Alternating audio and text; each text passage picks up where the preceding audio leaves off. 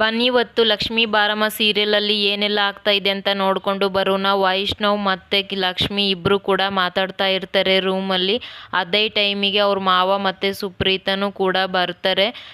ಗಂಡ ಹೆಂಡ್ತಿ ಏನೋ ತುಂಬ ಸೀರಿಯಸ್ ಆಗಿ ಮಾತಾಡ್ತಾ ಇದ್ರಿ, ನಾವಿಬ್ಬರು ಬಂದು ಡಿಸ್ಟರ್ಬ್ ಮಾಡಿದ್ವೇನೋ ಅಂತ ಹೇಳಿ ಸಾರಿ ಡಿಸ್ಟರ್ಬ್ ಮಾಡಿದ್ದಕ್ಕೆ ವೈಷ್ಣವ್ ಮತ್ತು ಲಕ್ಷ್ಮಿ. ಆದರೆ ನಾವಿಬ್ಬರು ಡಿಸ್ಟರ್ಬ್ ಮಾಡಬೇಕು ಅಂತಲೇ ಬಂದಿದ್ದೀವಿ ಅಂತ ನಗ್ತಾ ಹೇಳ್ತಾ ಇರ್ತಾರೆ. ಏನು ಹೇಳಿ ಮಾವ ಅಂತ ಲಕ್ಷ್ಮಿ ಕೇಳಿದಾಗ, ರೆಸಾರ್ಟ್ ಅಲ್ಲಿ ಇಬ್ರಿಗೂ ಕೂಡ ಹನಿಮೂನ್ ಸೀಟ್ನ ಬುಕ್ ಮಾಡಿದ್ದೀನಿ, ಇಬ್ರು ಒಂದೆರಡು ದಿನ ಹೊರಗೆ ಹೋಗಿ ಬಂದರೆ ಚೆನ್ನಾಗಿರುತ್ತೆ, ಇಬ್ರು ನಾಳೆ ಹೋಗಿ ಬನ್ನಿ ವೈಷ್ಣವ್ ಮತ್ತು ಲಕ್ಷ್ಮಿ ಅಂತ ಅವ್ರ ಮಾವ ಹೇಳಿದಾಗ ವೈಷ್ಣವ್ಗೆ ತುಂಬ ಖುಷಿ ಆಗುತ್ತೆ. ಆದರೆ ಲಕ್ಷ್ಮಿ ಇಲ್ಲಿ ಹನಿಮೂನ್ಗ ಅದು ಇವಾಗ ಅಂತ ಮನಸ್ಸಲ್ಲಿ ಅಂದ್ಕೊತಾ ಇರ್ತಾಳೆ. ಅಯ್ಯೋ ಇವಾಗ ಏನಾದರೂ ಹನಿಮೂನ್ಗೆ ಹೋದ್ರೆ ಕೀರ್ತಿನ ಯಾರು ನೋಡ್ಕೊಳ್ತಾರೆ, ನಾನೇನಾದರೂ ಹನಿಮೂನ್ಗೆ ಹೋದಾಗ ಇಲ್ಲೇನಾದರೂ ಹೆಚ್ಚು ಕಮ್ಮಿ ಆದರೆ ಎಲ್ಲನೂ ಕೂಡ ಉಲ್ಟಾ ಹೊಡೆದ್ಬಿಡುತ್ತೆ ಅಂತ ಲಕ್ಷ್ಮಿ ಮನಸ್ಸಲ್ಲೇ ಅಂದ್ಕೊಳ್ತಾ ಇರ್ತಾಳೆ.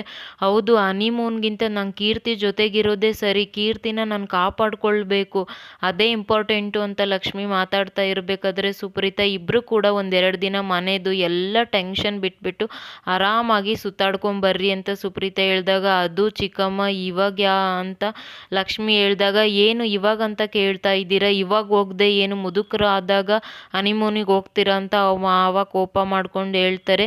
ಇಬ್ಬರು ಕೂಡ ಒಂದೂ ಮಾತಾಡೋಗಿಲ್ಲ, ಲಗೇಜ್ನ ಪ್ಯಾಕ್ ಮಾಡಿಕೊಂಡು ಸುಮ್ಮನೆ ಹೋಗ್ತಾ ಇರಬೇಕಷ್ಟೇ ಅಂತ ಹೇಳ್ತಾರೆ. ಮಾವ ಇವಾಗ ಇದೇನು ಬೇಡ ಮಾವ, ಇಬ್ರಿಗೂ ಕೂಡ ಹೋಗೋ ಮನಸ್ಥಿತಿ ಇಲ್ಲ ಅಂತ ಲಕ್ಷ್ಮಿ ಹೇಳಿದಾಗ, ಏನು ಲಕ್ಷ್ಮಿ ಏನು ಮಾತಾಡ್ತಾ ಇದೆಯಾ ಅಂತ ಸುಪ್ರೀತಾ ಕೇಳಿದಾಗ, ರೀ ವೈಷ್ಣವ್ ನೀವಾದರೂ ಹೇಳಿ ಅಂತ ಹೇಳಿದಾಗ, ವೈಷ್ಣವ್ ಏನು ಹೇಳ್ತಾನೆ ಅವನು ಯಾಕೆ ಕೇಳಬೇಕು, ಅಂಥ ಮನಸ್ಥಿತಿ ನಿಂದೇನಾಗಿದೆ, ಎಲ್ಲನೂ ಸರಿನೇ ಇದೆ ತಾನೇ, ಮನಸ್ಥಿತಿ ಅಂತೆ ಮನಸ್ಥಿತಿ, ನೀನಿಲ್ಲಿದ್ದರೆ ಬರೀ ಆ ಕೀರ್ತಿ ಹಿಂದೆ ಓಡಾಡೋದೇ ಆಗುತ್ತೆ, ಬರೀ ಅವಳು ನೋಡ್ಕೊಳೋದೇ ಆಗುತ್ತೆ, ಅವಳೇ ನಿನಗೆ ಅಕ್ಕನ ತಂಗಿನ, ಯಾವಾಗಲೂ ಅವಳದೇ ಯೋಚನೆ ಮಾಡೋಕೆ, ಅವಳಿಗೇನಾಗಿದೆ ಅಂತ. ಚಿಕ್ಕಮ್ಮ ನೀವು ಕೂಡ ಹೀಗೆ ಮಾತಾಡ್ತೀರಾ, ಹೌದು ನಾನೇ ಮಾತಾಡ್ತಾ ಇರೋದು, ಅವಳಿಗೇನಾಗಿದೆ ಹೌದು ಆಗಿದೆ ಅಂತಲೇ ಇಟ್ಕೋ, ಅದನ್ನು ನೋಡ್ಕೊಳೋಕೆ ಅವ್ರ ಅಮ್ಮ ಇದ್ದಾರೆ, ಅದು ಬಿಟ್ಬಿಟ್ಟು ನೀನು ಯಾವಾಗಲೂ ಕೀರ್ತಿ ಅಂದ್ಕೊಂಡು ಇಲ್ಲಿ ಇರೋಕ್ಕಾಗಲ್ಲ, ನಿನ್ನ ಸಂಸಾರ ನೀನು ನೋಡ್ಕೊ ಅಂತ ಸುಪ್ರೀತಾ ಬೈತಾ ಇರಬೇಕಾದ್ರೆ ವೈಷ್ಣವು, ಅಯ್ಯೋ ಅತ್ತೆ ಯಾಕೆ ಅಷ್ಟೊಂದು ಜೋರಾಗಿ ಮಾತಾಡ್ತಿದ್ದೀರಾ, ನಿಧಾನ ಕೇಳಿ ಅಂತ ಹೇಳ್ತಾನೆ. ನೋಡು ವೈಷ್ಣವ್, ನಮಗೆ ಮನೆ ಮಗ ಮನೆ ಸೊಸೆ ಚೆನ್ನಾಗಿರಬೇಕು ಖುಷಿಯಾಗಿರಬೇಕು ಅನ್ನೋದಿದೆ, ಆದರೆ ನಿನ್ನ ಹೆಂಡ್ತಿ ಯಾರ್ದೋ ಮನೆ ಉದ್ಧಾರ ಮಾಡೋಕೆ ಹೊರಟಿದ್ದಾಳೆ ಅಂದಾಗ ಅದು ಸರಿನೇ.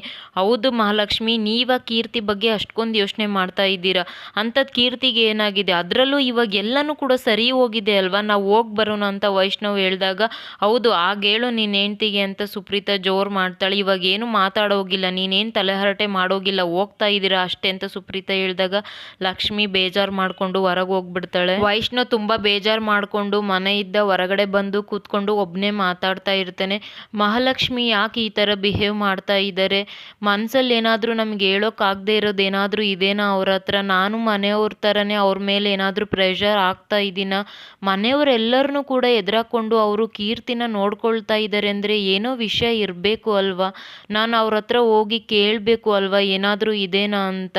ಹೌದು ಕೇಳಬೇಕು ತಾನೇ, ನಾನು ಯಾಕೆ ಕೇಳ್ತಾ ಇಲ್ಲ ಅಂತ ವೈಷ್ಣವ್ ಮಾತಾಡ್ತಾ ಇರ್ತಾನೆ. ಅದೇ ಟೈಮ್ಗೆ ಲಕ್ಷ್ಮಿ ಕೂಡ ಗೊಂಬೆನ ತಗೊಂಡು ಬಂದು ವೈಷ್ಣವ್ ಹತ್ರ ನಿಲ್ಲಿಸಿ ಮಾತಾಡ್ತಾ ಇರ್ತಾಳೆ. ಹಾಯ್ ವೈಷ್ಣವ್, ಯಾಕೆ ಬೇಜಾರಲ್ಲಿರೋದು, ನೀನು ಬೇಜಾರಾದರೆ ನನಗೂ ಬೇಜಾರಾಗುತ್ತೆ, ಅಂದರೆ ನಿನ್ನ ಮಹಾಲಕ್ಷ್ಮಿಗೂ ಬೇಜಾರಾಗುತ್ತೆ, ನಿಂಗೆ ಗೊತ್ತಾ, ಮಹಾಲಕ್ಷ್ಮಿ ಕೂಡ ರೆಸಾರ್ಟ್ಗೆ ಬರ್ತಾ ಇದ್ದಾಳೆ ಅಂದಿದ ತಕ್ಷಣ ವೈಷ್ಣವ್ಗೆ ಫುಲ್ ಖುಷಿಯಾಗ್ಬಿಡುತ್ತೆ. ಖುಷಿಯಾಗ್ಬಿಟ್ಟು ಎದ್ದು ನಿಂತ್ಕೊಂಡು ಲಕ್ಷ್ಮಿನ ಹಗ್ ಮಾಡಿಬಿಡ್ತಾನೆ, ಒಬ್ರಿಗೊಬ್ರು ಫುಲ್ ನಗ್ತಾ ಇರ್ತಾರೆ. ಇದಿಷ್ಟು ಇವತ್ತಿನ ಎಪಿಸೋಡು. ಸಬ್ಸ್ಕ್ರೈಬ್ ಮಾಡಿಕೊಂಡು ವಿಡಿಯೋ ನೋಡಿ. ಬಾಯ್, ಥ್ಯಾಂಕ್ ಯು ಸೋ ಮಚ್.